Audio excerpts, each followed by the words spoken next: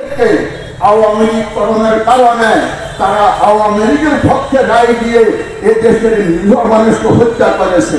সুতরাং নির্বিচারে বলা যায় বিভিন্ন বাহিনীকে আওয়ামী লীগ ধ্বংস করেছে, বিচার ব্যবস্থাকে ধ্বংস করেছে, হাজার হাজার মানুষকে গুলি করে হত্যা করেছে। আল্লাহর আশ্রম মহল্লা তার অত্যাচার এবং জুলুমকে বরদাস্ত করতে পারেনি। আল্লাহ তাকে নির্মমভাবে নিরুদ্ধভাবে এই দেশ থেকে পালানোর জন্য বাধ্য করেছে।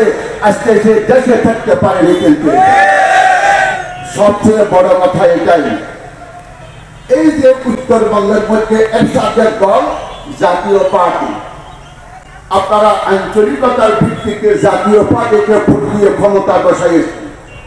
আজকে 15 বছর পর্যন্ত আওয়ামী লীগের সমস্ত অপকর্মের জন্যই এই জাতীয় পার্টি ছিল সবচেয়ে বড় সহযোগী।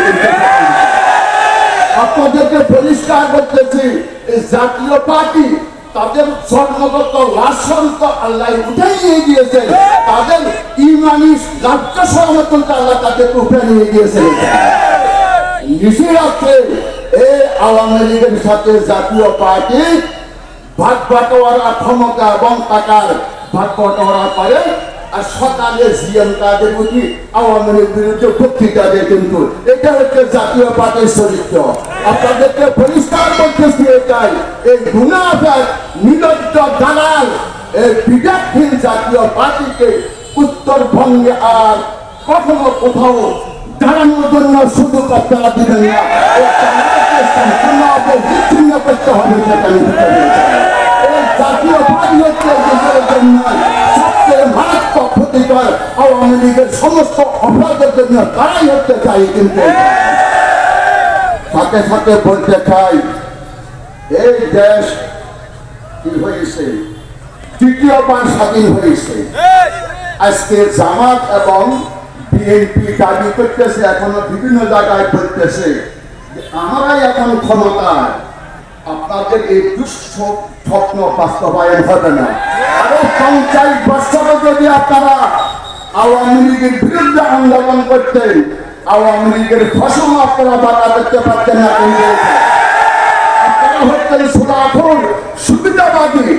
আজকে একক কর্মী সমর্থন থাকার পরেও আওয়ামী লীগের বিরুদ্ধে 15 বছর আন্দোলন করে কিছু করতে পারেনি। কিন্তু সেখান থেকে বাস্তবে যারা রাজনীতি সম্পর্কে অভিজ্ঞতা আছে তারা জানেন। আপনাদেরকে একটু উদাহরণ করি, 1915 সাল ডিসেম্বরের 13 অথবা 14 তারিখ বিএনপির স্থায়ী কমিটির মিটিং গুলশানের বাসভবনে খালেদা জিয়ার সভাপতিত্বে। পেপার পত্রিকায় উঠছে, যারা রাজনীতি করেন তারা ওগুলো তো লক্ষ্য করা দরকার। বিএনপির স্থায়ী কমিটি হচ্ছে বিএনপি পরিষদের সর্বোচ্চ পরিষদ। যখন এর রাত্রে গুলশানের খালেদা জিয়ার বাসভবনের মিটিংয়ে বসছে, তখন খালেদা জিয়া স্থায়ী কমিটির সমস্ত সদস্যদের মোবাইলকে জব্দ করেছে। কি করেছে? জব্দ করেছে। কারণ এই যখনই কোনো বিএনপির সিদ্ধান্ত হয় তাৎক্ষণিক কিন্তু বিএনপির স্থায়ী কমিটির লোকেরা আওয়ামী লীগকে জানাই যে আওয়ামী লীগ সকালে অতি মানুষের প্রকাশ করে এটা বিএনপির সিদ্ধান্ত। কিন্তু বাস্তব পক্ষে বিএনপির মধ্যে এখনো অনেক আছে আওয়ামী লীগের দোষর, তলে তলে তারা আওয়ামী লীগের দালালি করে, যার কারণে আওয়ামী লীগের বিরুদ্ধে আন্দোলন করে যারা কামিয়াবি অর্জন করতে পারেনি। কিন্তু এটাই হচ্ছে কি বাস্তবতা। এটাই আর একটু উদাহরণ বলি, তারেক জিয়াকে যখন নাকি দণ্ড দিয়েছে, বিএনপির নীতিমালা ম্যানিফেস্টোতে আছে যে দণ্ডপ্রাপ্ত ব্যক্তি দলের সর্বোচ্চ পদে থাকতে পারবে না। এই নিয়ম, এই নীতিমালা বিএনপির গঠনতন্ত্রে ছিল। তো তারেক যখন দণ্ডপ্রাপ্ত হলো তখন রাত 1টায় বিএনপি রুদ্ধতার পক্ষে বসে বিএনপির গঠনতন্ত্র সংশোধন করেছে। কি সংশোধন? দণ্ডপ্রাপ্ত ব্যক্তি দলের সর্বোচ্চ পদে থাকতে পারবে না, এই নীতিমালাকে পরিবর্তন করেছে রাত 1টায়। আর সকালেও বাদুল তাদের বলতেছে বিএনপি তারেক জিয়াকে ক্ষমতায় বসানোর জন্য, চেয়ারম্যান বানানোর জন্য বিএনপির গঠনতন্ত্র সংশোধন করেছে, ঘটনা করেছে দেখাই সকালে উঠে ওবায়দুল কাদের এটা বলতেছি কিন্তু এই ঘটনার জায়গায় এটাই প্রমাণিত বিএনপির অর্ধেক কিন্তু আওয়ামী লীগের দালাল। সুতরাং তাদের দ্বারা এই দেশের জঙ্গল হবে কোশ্চেন কালের জন্য আশা করা যায় না। আসলে মধ্যে বিএনপির আওয়ামী লীগ মুদ্রার এপিটার অর্ধি আপনারা বিভিন্ন জায়গায় দেখবেন ঠিক বিএনপির অনেক ছেলে এখনো সান্নাবাজি ইত্যাদি ইত্যাদি দখলবাজি করতেছে, ব্যাপার পত্রিকা দেখেন ঠিক না বেটি, অথচ এখনো ক্ষমতায় যায়নি আওয়ামী লীগ আর বিএনপির। উদাহরণ কি সায়েদাবাদ বাস টার্মিনাল আওয়ামী লীগ যদি ক্ষমতায় থাকে তখন তাদের দখলে, আওয়ামী লীগ যাওয়ার পর বিএনপি দখলে নেই, বিএনপি গেলে আওয়ামী লীগের দখলে যায়, আওয়ামী লীগ গেলে বিএনপির দখলে যায়। এটাই হচ্ছে আওয়ামী লীগ আর বিএনপির রাজনীতি, কিন্তু সেখানে এটাই হচ্ছে আওয়ামী লীগ আর বিএনপির রাজনীতি। সুতরাং তাদের মধ্যে কোনো তফাৎ নাই। আপনারা কোশ্চেন তাদের জন্য ইসলামী আদর্শকে সমুন্নত রাখার জন্য তাহার দিকে না তাকাইলে ইসলাম এক এবং অভিন্ন। আমরা আওয়ামী লীগ বিএনপি জাতীয় পার্টি বুঝি না, ময়দানে আমরা ইসলাম প্রতিষ্ঠার জন্য আমাদের গায়ে এক ফোঁটা রক্ত যদি থাকে তাহার সাথে আপোষ না করে আপসকে নেতৃত্ব বর্তমান খ্রিস্টানদের অধীনে আন্দোলন চালিয়ে যাবে, এটাই হচ্ছে আমাদের একমাত্র কামিয়াবির লক্ষণ।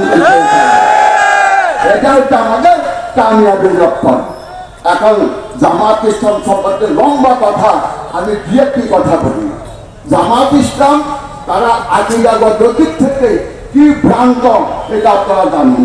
আওয়ামী লীগের সাথে দেশের সিনা ফুটবুরা তবলিগি কওমি সবাই সাথে রাজনৈতিক দ্বন্দ্ব নয়, ধর্মীয় দ্বন্দ্ব, কিন্তু সবাই জানে রাজনৈতিক দ্বন্দ্ব নয়।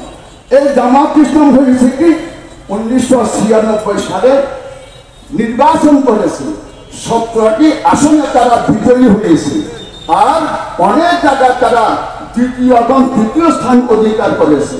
করার পর পরবর্তীতে কি করেছে, আওয়ামী লীগ থেকে বাইর হয়ে বিএনপির সাথে জড়িত হয়েছে। তাদের অবস্থা কি জানেন? ব্যবসায়ী দুই প্রকার, এক প্রকারের ব্যবসায়ী পাইকারি খরিদ করে খুচরা বিক্রি করে, এই ব্যবসায়ীর ব্যবসা আস্তে আস্তে উন্নতি লাভ করে, পাইকারি খরিদ করে খুচরা বিক্রি করে, তার ব্যবসা উন্নতির দিকে যায়। আরেক ব্যবসায়ী খুচরা খরিদ করে পাইকারি বিক্রি করে, দুদিন পর তার ব্যবসা শেষ, ঠিকভাবে দিকে। সুতরাং 96 সালে জামাত ইসলামী পুরা দেশ থেকে খুচরা খুচরা খুচরা খুচরা মানুষের জনসমর্থন নিয়ে 17টি আসন তারা লাভ করেছিল, দ্বিতীয় এবং তৃতীয় আসন লাভ করেছিল। তারা শেষ পর্যন্ত বিএনপির কাছে মানুষের এই খুচরা ফুটগুলা পাইকারি বিক্রি করেছে, কিন্তু কি করেছে, পাইকারি বিক্রি করেছে। যে ব্যবসায়ী খুচরা খরিদ করে পাইকারি বিক্রি করে তার ব্যবসা ধ্বংস। আওয়ামী লীগের মোকাবেলায়, বিএনপির মোকাবেলায় এই জামাত ইসলামে এমন ব্যবসায়ী যারা খুচরা খরিদ করে পাইকারি বিক্রি করে, তাদের ব্যবসা আজকে রসাতলে গিয়েছে। একবার আওয়ামী লীগ, একবার বিএনপি, একবার আওয়ামী লীগ, একবার বিএনপি। তাদের কোনো স্বামী এবং কোনো তাদের মুরব্বীর কোনো পরিচয় পাওয়া যায় না, কিন্তু এই জন্য আপনারা জাতীয় পার্টিকে প্রত্যাখ্যান করেন, আওয়ামী লীগকে যে সম্মানী প্রত্যাখ্যান করেছে, বিএনপিকে প্রত্যাখ্যান করেন।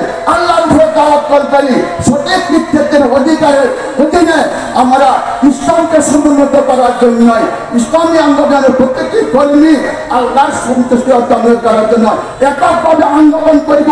ইনশাআল্লাহ অদূর ভবিষ্যতে আমাদের মাধ্যমে দেশে ইসলামী হুকুমত কায়েম হবে। আল্লাহ আমাদের সবাইকে তৌফিক দান করুন। আসসালামু আলাইকুম।